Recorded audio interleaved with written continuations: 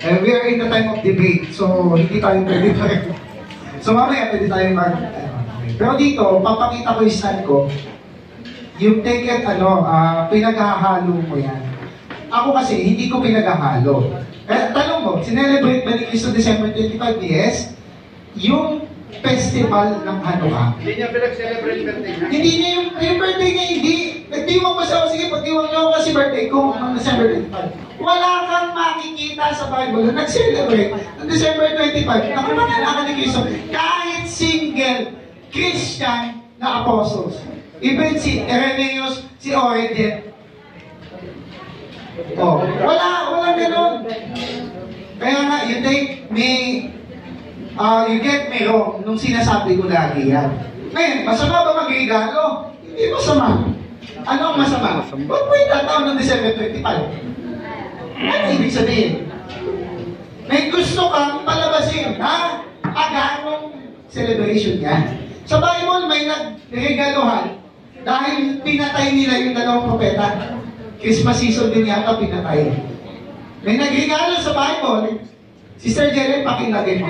11. Revelation 11. May nagregaluhan. Hindi masama yung regaluhan. Pwede mo akong bigyan ng gift. Kahit naka-gift ka pa, lagay mo for itong Brother Ferdinand. Pero ito yung masama. Ano yung masama? Yung kaisipan, habang ikay nagre-regalo. Ano bang kaisipan mo? Kaisipan mo, ay, birthday ni Cristo ngayon. Happy Merry Christmas. Anong ginawa? Ito, sige dyan, taas mo. And their bodies shall lie in the street of the great city, spiritually, baba. Nasa 10. 10. 11 yata. Ito, nag-Merry Christmas, Happy New Year yata dito eh. Ito, and they that dwell upon the earth shall rejoice over them. Pinatay nila dalawang, ano dyan, witness. And make merry. And shall send gifts. They send gifts and Mary, say Mary, Mary ano yan? Yung masaya sila, yung Mary kasi nagagala. Nag-send ng gifts, hindi masama send ng gifts, pero anong ginawa nilang sending ng gifts? Gusto nilang patayin yung lingkod ng Diyos, and then they sent gifts. Pinatay na nila, then saka sila nagbigayan ng regalo. Oh, sige, thank you, patay na yung lingkod ng Diyos. So, hindi masama, pero yung mindset at ano yung motives. Binibigay ko pa din pa kasi yung ibang okay, mabilis lang ito, no? Sa Catholic Encyclopedia, may history siya. Originally, walang Christmas. Early Church. Catholic Encyclopedia to, ha? Tapos, bago siya naging December 25, marami pa siya iba-ibang petsa. Iba-ibang lugar, iba-ibang mga bishop, no? Shortcut na lang to. So, isa yan. Pangalawa, nabasa ko to sa Contender. Ngayon ko lang naalala. Turo ni Jackson. Pero ito ay biology cycle to. Ang mga tupa, normally, nanganganak sa taglagas. Normally. Ang sinishare ni Brother Jackson dun sa Contender niya, tamang yung pinanganak sa sa taglagas, yun ang kakatayin sa Passover. Yan yung practice ng Jew. So check nyo na lang yan. Ano significance? Si Kristo yung kordero. Ngayon, pag-usapan natin yung kapanganakan ni Kristo.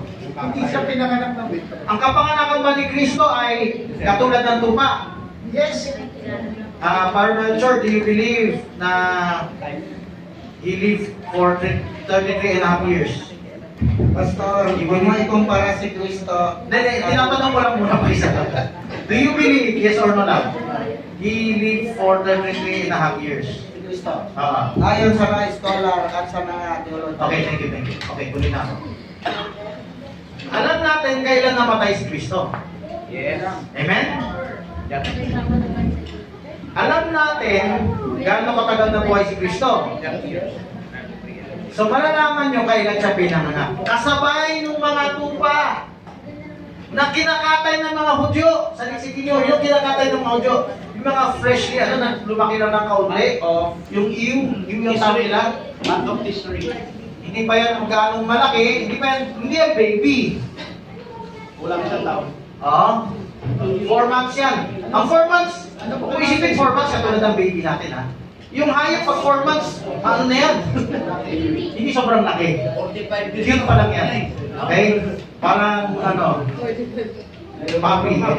So, yun ang tawag nila. Si Kristo ay kordero ng Diyos eh. Bakit siya pinamanak sa sapsapan? Para itipo sa kordero. Siya ang kordero ng Diyos. Yan yung pinapakita ng Diyos. 5 minutes pa. Pag-usapan namin ng birthday.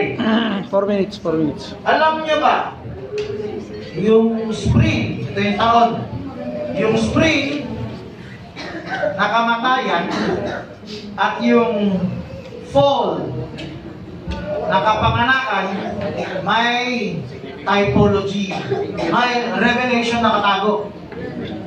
Pero pa doon, check mo ha, baka mawala.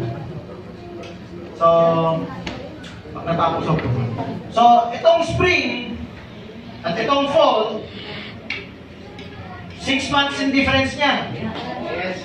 Alam niyo ba ang Diyos nagbigay ng mga pista sa time na yan?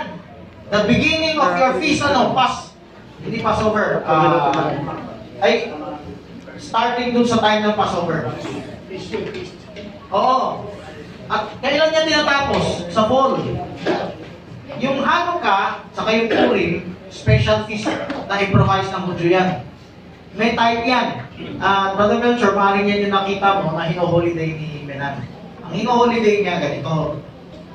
Ito tinuro ko kasi dito. Pwede tayo mag-celebrate, hindi kaya na sanglibutan. Mag-celebrate tayo, katulad yung ginawa ng Hudyo, pero hindi tayo Hudyo-Hudyohan ha. Yung tipot na rawan. Naniniwala ka kay Bar Melchor, kay Antiochus, saka kay Macabeo, di ba? Si Naniniwala ka? Yes or no lang? Yes or no lang? Pilipanes natural, nasa Bible. Okay, naniniwala ka. Okay. So, kung naniniwala ka dyan, dito po dumating ang Hanukkah. 164 BC, brother. So, itong Hanukkah, ang bigay ng Diyos doon sa katapat ng December 25 ng mga pagano. Agree ka ba, Bar Melchor? Yes or no lang ha? Kung bago pa ang Christmas kinabit kay Kristo, dati nang sineselebrate ng mga pagano yan. Yes or no? Unang-una, Pastor, ang nag-celebrate niyan, ng December 25 ay ang mga Hudyo during Maccabean Revolt. Yun ang sagot ko. Ang mga pagano nag-celebrate yan during the Emperor Aurelius, ng 300 AD. Okay. Ito, dadagdag ko information sa'yo. Hindi Hudyo ang nauna. Tinapatag lang ng Diyos sa Hudyo. Nauna! Kasi ang Antiochus nauna eh. Sinadya nga doon lang ma-cleanse ang temple eh. Doon lang naging Hanukkah eh. Dati na, panahon pa kay Semiramis. Jeremiah 10 pa lang, yung Christmas tree. Yung bola. So, wala pa yung Hudyo, meron na yung pagano niyan. Si Nimrod nga, saka si Tamos. Napatay si Nimrod, at gusto nila nakuha ng tao na buhay pa si Nimrod, ginamit si Tamos, pinanganak muli, reincarnation. December 25. Nung lumitaw ang araw sa winter, senyales yan na pinanganak na yung ano nyo. Kaya, hand the most with also holy. Ayun. Oh. Yan ang simula. Catholic Encyclopedia. Pinento ko na nga. Sandali. Ito. Ilan minutes na ako? Well, ano na, seconds. 50 seconds. Seconds? Mabilis. Alam nyo ba, hindi nire-review ng mga pari ko sabi, hindi kami naniniwala sa Santa Claus na ganyan. At di sa yan. Ito yung tunay na St. Nicholas. Sagutin ko lang, hindi nire-review ng mga pari. Hindi nire-review ng mga pari yung Santa Claus, yung Christmas tree, yung mga parol. Tuloy lang kasi parang hindi nila na-recognize yun. Okay. Hindi ako